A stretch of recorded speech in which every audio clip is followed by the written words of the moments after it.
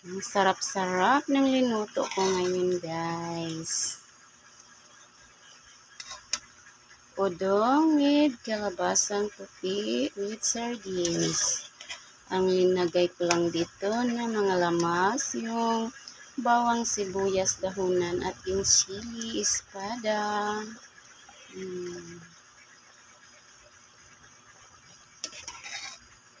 Ito lang muna ngayon ang linuto ko, guys.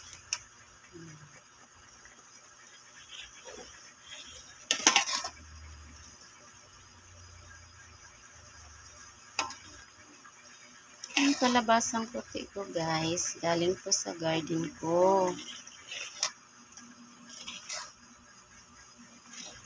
Diba? Magsipag lang tayong magtanim, hindi na tayo bibili pa. Ito lang muna ang masasabi ko. Thank you for watching. Huwag kalimutan mag-heart, mag-comment at mag-share. Thank you.